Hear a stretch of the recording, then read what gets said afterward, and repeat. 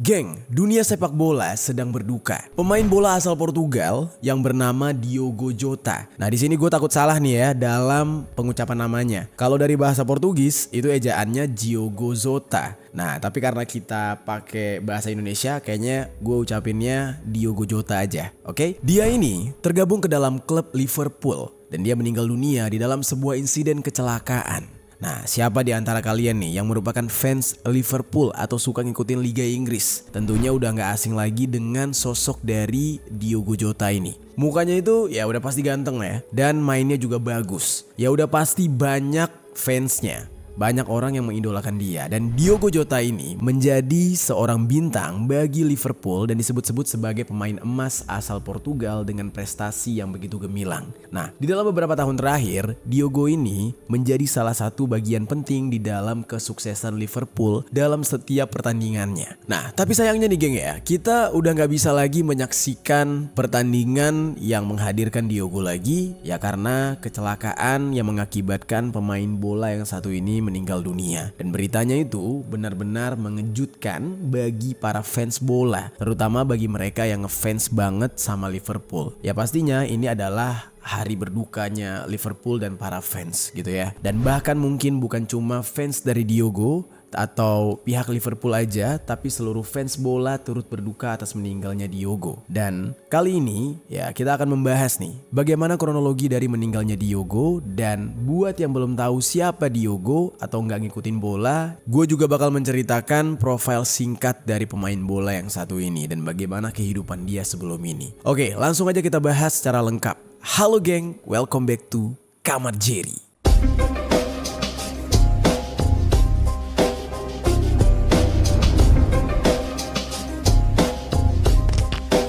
Geng. Oke, sebelumnya gue disclaimer dulu ya. Ini gue lagi ada di luar kota seperti biasa. Kita tetap berbagi informasi. Dan sekarang gue ada di salah satu villa. Dan ya kita tetap ngonten hari ini. Oke, langsung aja nih kita bahas kronologi kecelakaan dari Diogo Jota.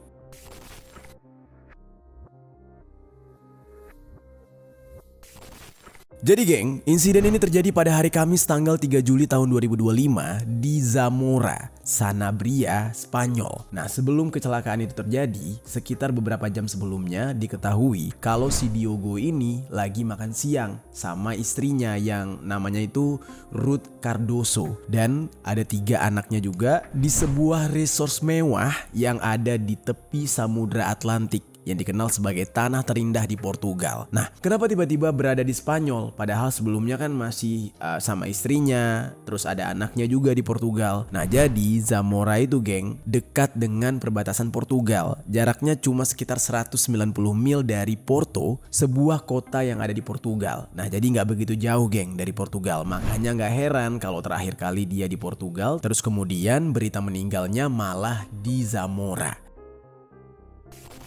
Diketahui Diogo ini gak sendirian selama dia di Zamora. Dia itu sama adiknya yang namanya Andre Silva. Andre ini juga bukan orang sembarangan geng. Dia mengikuti jejak kakaknya menjadi seorang pemain bola. Dan Andre itu main untuk klub divisi kedua Portugal yaitu Penafiel.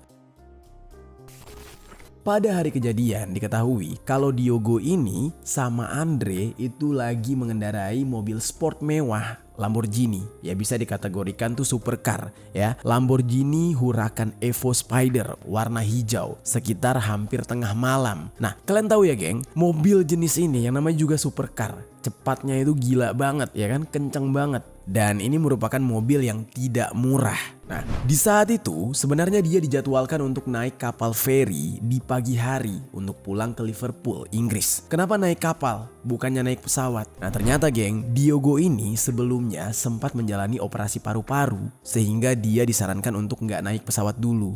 Bahaya. Dan diketahui juga kalau Diogo itu sudah absen dalam beberapa pertandingan di musim lalu karena mengalami cedera tulang rusuk di bulan Oktober. Yang mana di saat itu bertepatan ketika Liverpool melawan Chelsea. Nah, gara-gara itulah akhirnya mempengaruhi paru-parunya dia. Ya mungkin karena naik pesawat itu kan pasti selama terbang tekanan udaranya jadi berkurang yang nantinya bisa berpengaruh terhadap kondisi paru-parunya dia yang belum terlalu pulih. Nah, makanya oleh karena itu Diogo ini naik kapal laut. Pelabuhan yang dia tuju itu berada di bagian utara kota Santander dan yang nyetir mobilnya bukan Diogo melainkan si Andre. Mereka di saat itu lajunya itu kenceng banget menuju ke pelabuhan sampai pada akhirnya di kilometer 65 A52 dekat dengan wilayah Zamora. Di saat itulah mobil Lambo yang mereka kendarai melaju dengan kecepatan yang sangat tinggi dan tiba-tiba mau menyalip. Nah, insiden yang gak diduga-duga pun terjadi. Ban dari mobil tersebut tiba-tiba pecah, meledak. Mobil jadi gak bisa dikendalikan sampai pada akhirnya keluar jalur dan menabrak pagar pembatas jalan. Dan gak lama kemudian mobil tersebut pun terbakar dan berdasarkan laporan dari kepolisian, kebakaran api merambat dengan sangat cepat bahkan merambat ke rumput yang ada di sekitar lokasi kejadian. Dan singkat cerita, pihak dari pemadam kebakaran mendapatkan laporan mengenai adanya kecelakaan yang terjadi di sana dan mengabarkan kalau kecelakaan tersebut menyebabkan kebakaran. Dan seusai mendapatkan laporan itu, petugas pemadam kemudian langsung dikerahkan menuju ke lokasi untuk memadamkan api, baik dari titik api yaitu mobil maupun dari semak-semak serta rumput-rumput yang udah terbakar di dekat mobil tersebut. Dan ada sebuah video yang durasinya 55 detik yang memperlihatkan bagaimana dampak dari insiden itu. Terlihat adanya jejak ban yang berada di area sebelah kiri bahu jalan dan mobil tampak sudah keluar jalur. Terlihat juga kondisi dari mobil yang udah nggak berbentuk lagi, udah nggak utuh. Semuanya hancur berantakan dan beberapa komponen juga terlepas dan itu semua berada di sekitar tempat kejadian kecelakaan. Dari kondisi mobil itu juga kita bisa nilai, geng, seberapa cepat Diogo serta Andre berkendara di saat itu. Dan sayangnya pada saat kecelakaan terjadi, Diogo dan Andre nggak berhasil diselamatkan. Ya karena kejadiannya terjadi begitu cepat dan ya begitu menyeramkan. Mereka akhirnya dinyatakan meninggal dunia pada jam 12:30 dini hari waktu setempat dan jenazah mereka dibawa ke unit forensik yang ada di Zamora untuk kemudian dilakukan otopsi. Namun geng, pada saat itu belum diketahui nih siapa pengendara yang terlibat kecelakaan tersebut. Jadi orang-orang nggak tahu kalau itu Diogo dan juga Andre. Soalnya kebakaran yang begitu besar di saat itu, jenazahnya jadi sulit untuk diidentifikasi. Udah mana nabrak, hancur ya, jenazahnya juga ikut terbakar. Nah, itulah yang membuat udah gak bisa dikenali lagi. Mungkin udah ada bagian tubuh juga yang hangus dan beruntungnya plat mobilnya masih bisa diselidiki sehingga plat itulah yang menjadi kunci terhadap penyelidikan penyebab dari kecelakaan serta siapa korban atas insiden ini. Dikatakan juga ada beberapa dokumen yang berhasil ditemukan di sekitar lokasi dan yang ada di dalam kendaraan yang mana ini menjadi petunjuk kuat terhadap insiden ini. Jadi laporan dari media Portugal yaitu Jornal de Noticias serta media Spanyol yaitu La Opinión El Correo de Zamora juga menyebutkan bahwa plat nomor inilah yang menjadi bukti vital di dalam tahap awal identifikasi sebelum hasil otopsi dan tes DNA dirilis. Terus geng, pada saat proses otopsi berlangsung, petugas forensik itu sempat melakukan pemeriksaan jenazah yang meliputi pengambilan sidik jari serta sampel DNA. Dan sampel-sampel tersebut kemudian dikirim ke laboratorium yang ada di Madrid untuk memastikan identitas dari jenazah tersebut. Nah, setelah diketahui kalau plat nomor mobil itu mengarah ke Diogo serta Andre, Ruth selaku istri dari Diogo serta orang tua dari Diogo dan juga orang tua Andre yang bernama Isabel dan juga Joaquim itu langsung datang ke unit forensik untuk mengidentifikasi jenazah tersebut. Dan benar geng, kedua jenazah tersebut adalah Diogo dan juga Andre. Dan selain itu mereka diberikan akses untuk mengenali barang-barang pribadi milik korban yang berhasil diselamatkan dari lokasi kejadian. Kedatangan pihak keluarga ini juga difasilitasi oleh otoritas Spanyol dengan memberikan dukungan psikologis karena pastinya mereka ya merasa tertekan, kena mentalnya karena ya ini sangat-sangat menyedihkan gitu ya dengan insiden yang menimpa Diogo dan juga Andre ini. Langsung gempar geng di saat itu ketika hasil identifikasi menunjukkan kalau kedua korban kecelakaan itu adalah Diogo dan juga Andre. Kesimpulan awal yang dimiliki oleh otoritas Spanyol dikatakan kecelakaan ini disebabkan karena kecepatan yang berlebihan dan kondisi jalan yang buruk. Terus diketahui juga kalau batas kecepatan di jalan yang dilalui oleh Diogo serta Andre itu sampai 120 km per jam. Kalau sampai bannya meletus kayak gitu, kemungkinan besar Diogo dan Andre berkendara lebih cepat daripada batas yang seharusnya. Dan sebelum kejadian Diogo dan Andre ini, pernah juga terjadi insiden yang sama pada tahun 2022 silam ketika seorang perempuan Spanyol itu sedang berpergian di sana dan mengalami ban pecah. Namun sampai sejauh ini belum ada konfirmasi secara resmi mengenai penyebab pecahnya ban di jalan tersebut dan seberapa cepat mobil melaju ketika kecelakaan itu terjadi. Jadi kayak orang-orang tuh curiga, jangan-jangan ini jalannya memang ada sesuatu nih, ada yang salah dari jalan tersebut karena setiap kali orang ngebut di sana pasti pecah ban. Dan untuk itu otoritas Spanyol masih melakukan investigasi, geng. Nah, sementara jenazah dari Diogo dan juga Andre itu sudah berada di rumah duka yang ada di daerah Sanabria, sebuah kota yang cuma berjarak beberapa meter dari lokasi kecelakaan. Pemakaman mereka juga rencananya bakal diadakan di kota asal mereka yang ada di Gondomar, dekat kota Porto, Portugal, pada hari Sabtu jam 10 pagi waktu setempat. Nah, itu dia geng, kurang lebih kronologi singkatnya. Gue yakin nih geng ya, di antara kalian ini, para viewers gue, pasti ada yang bukan fans bola. Jadi mungkin kalian gak tahu siapa Diogo Jota ini. Ya, sekarang kita bakal masuk ke dalam pembahasan mengenai sosok dari Diogo Jota dan bagaimana perjalanan karirnya di dalam dunia sepak bola. Kita bahas sekarang.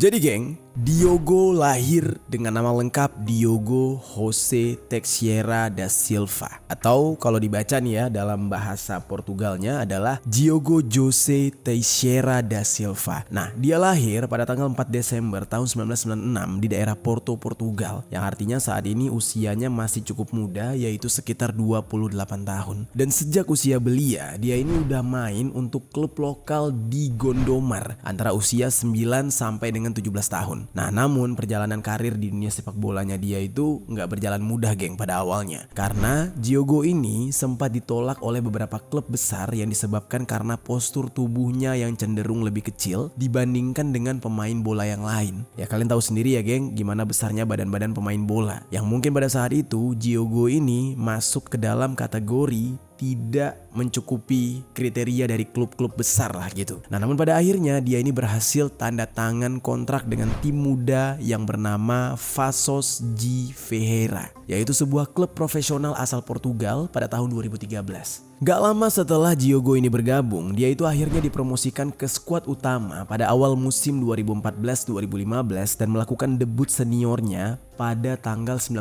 Oktober tahun 2014. Dan dia menjadi starter dalam pertandingan melawan Atlético de Regiões untuk Taça de Portugal. Buat yang belum tahu, starter itu istilah untuk pemain yang masuk dalam susunan pemain utama ketika pertandingan dimulai. Jadi yang cukup diandalkan gitu. Sementara Taça de Portugal atau Taça de Portugal itu adalah pertandingan bola di Portugal yang format pertandingannya mirip seperti FA Cup yang ada di Inggris atau Copa del Rey yang ada di Spanyol. Di dalam pertandingan tersebut, klubnya itu berhasil menang 4-0 melawan Atlético de Reguengos atau yang dibaca dengan Atlético de Reguengos, bacaan sebenarnya nih. Nah, Diogo pertama kali tampil di Primeira Liga pada tanggal 20 Februari tahun 2015 yang masuk sebagai pemain pengganti untuk Diogo Rosado. Yang mana pada saat itu, klub dari Diogo Jota mendapatkan skor seri 2-2 melawan Vitória de Guimarães. Nah, Diogo di saat itu mencetak gol pertamanya dia di kompetisi tersebut pada tanggal 17 Mei tahun 2015 dan dia mencetak 2 gol geng. Karena hal itu, klubnya menang dengan skor 3-2 melawan Académica de Coimbra, yang mana serta dia menjadi pemain termuda yang pernah mencetak gol untuk klub di tingkat teratas. Tanggal 30 Mei 2015, Diogo ini menandatangani kontrak 5 tahun dengan Paços namanya, yang berakhir pada tahun 2020. Di dalam pertandingan pertama musim itu, Paços ini memperoleh kemenangan 1-0 atas Academisa di Estádio da Mata Real, yang mana ini sebuah stadion yang terletak di kota Paços yang sekaligus menjadi stadion kandang bagi klub Paços sendiri.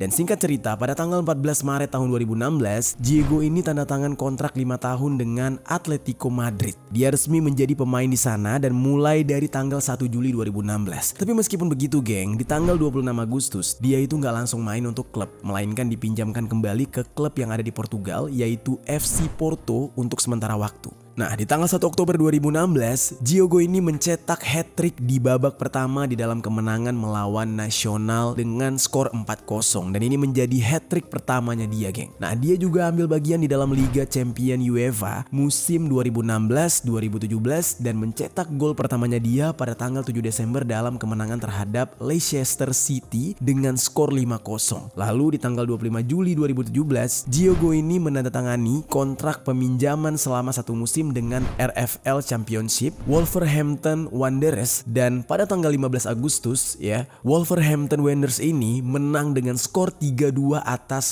Hull City. Nah, berlanjut lagi di tanggal 30 Januari 2018 terjadi kesepakatan antara Wolverhampton dengan Diego untuk menjadikan dia sebagai pemain permanen yang dicapai dengan harga sebesar 14 juta euro atau setara dengan 266 miliar rupiah dan berlaku sejak tanggal 1 Juli 2018. Gila, fantastis banget harganya. Diego di saat itu sudah mencetak 17 gol Liga, yang mana itu menjadi jumlah gol terbanyak di dalam karirnya, dan menempati peringkat kelima dalam daftar pencetak gol terbanyak ketika Wolves berhasil promosi ke Premier League sebagai juara. Dan debut Diego di Premier League itu pada tanggal 11 Agustus tahun 2018. Ketika debut itu, dia bermain full selama 90 menit dalam pertandingan melawan Everton dengan skor seri yaitu 2-2. Nah, dia mencetak gol pertamanya dia di Premier League itu pada tanggal 5 Desember, yang mana pada saat itu Wolves berhasil menang melawan Chelsea yaitu sebesar 2-1. Gol keduanya dia itu didapatkan 4 hari kemudian ketika melawan Newcastle United dengan skor 2-1. Dan berlanjut lagi di tanggal 19 Januari tahun 2019, Diego mencetak hat-trick dalam kemenangan melawan Leicester City dengan skor 4-3. Pada tanggal 16 Maret 2019, Diego mencetak gol kemenangan melawan Manchester United di Piala FA 2018-2019 dengan skor 2-1. Sehingga Wolves itu bisa mencapai semifinal untuk pertama kali sejak musim 1997 sampai 1998. Tanggal 25 Juli 2019, Diego ini mencetak gol lagi dalam kemenangan 2-0 atas Crusaders pada babak kedua kualifikasi Liga Eropa, dan hal ini menjadi gol Eropa pertamanya Wolves sejak bulan Oktober tahun 1980. Dan di babak berikutnya, yaitu pada tanggal 15 Agustus, dia mencetak gol tendangan salto untuk penutup kemenangan melawan Punic dengan skor 4-0. Nah, di pertandingan terakhir fase grup Liga Eropa di kandang melawan Beşiktaş, klub asal Turki, pada tanggal 12 Desember tahun 2019, Diego masuk menggantikan Ruben Neves di menit ke-56, dan Diego mencetak gol setelah 72 detik setelah dia masuk ke lapangan dan menyelesaikan hat-trick dalam 12 menit yang membuat Wolves akhirnya menang 4-0. Nah, terus geng, di tanggal 20 Februari tahun 2020 dia kembali mencetak hat-trick dalam kemenangan dengan skor yang sama atas Espanyol dalam leg pertama babak 4 besar turnamen tersebut. Penampilan terakhir Diego untuk Wolves sebagai pemain pengganti di babak kedua pada perempat final Liga Eropa melawan Sevilla pada tanggal 11 Agustus tahun 2020. Sampai pada akhirnya di tanggal 19 September 2020, Diego menandatangani kontrak jangka panjang dengan Liverpool. Harga transfernya dia dilaporkan sebesar 41 juta pound sterling atau setara dengan 906 miliar rupiah, hampir 1 T.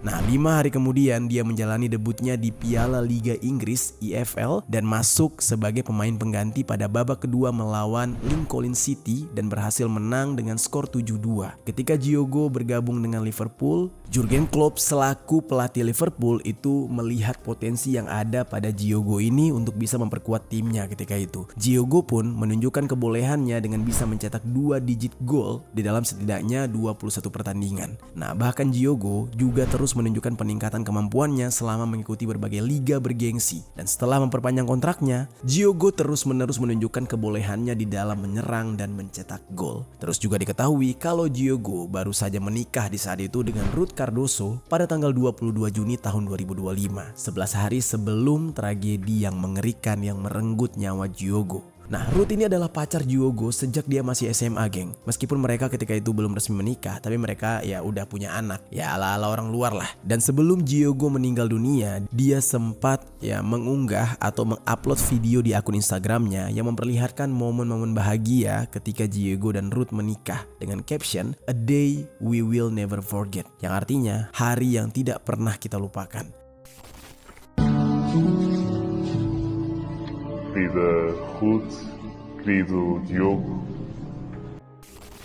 Nah, nggak kebayang ya geng gimana perasaan istrinya. Pacaran dari SMA, baru nikah 11 hari yang lalu, tapi langsung ditinggal pergi untuk selama-lamanya. Dan ketika Ruth, si istrinya, melihat jenazah Diogo, dia nggak sanggup untuk jalan sendiri. Sampai harus dibopong, sampai harus dibantu oleh orang lain agar bisa mendekati jenazah suaminya. Duka yang mendalam juga dirasakan oleh Liverpool serta para fansnya. Mereka berkumpul di luar stadion Anfield untuk meletakkan karangan bunga sebagai tanda duka cita atas meninggalnya Diogo, dan staf dari klub Liverpool juga meletakkan wadah khusus yang ada di seberang tugu peringatan Hillsborough di luar stadion Anfield agar para fans bisa meletakkan bunga dan shawl milik mereka di sana. Bagi para fans, Diogo ini merupakan sosok pemain Liverpool yang dikagumi sebab karena Diogo inilah Liverpool bisa menuju kemenangan yang banyak, dan itu terjadi selama beberapa tahun terakhir terhadap Liverpool. Dan juga bukan cuma fans Liverpool doang geng yang berkumpul di sana, ada juga fans dari Everton dan juga Manchester United yang memberikan penghormatan terakhir mereka kepada Diogo. Di antara karangan bunga duka cita ada shawl Manchester United dengan tulisan tangan RIP Diogo YNWA yang merupakan singkatan dari You Will Never Walk Alone.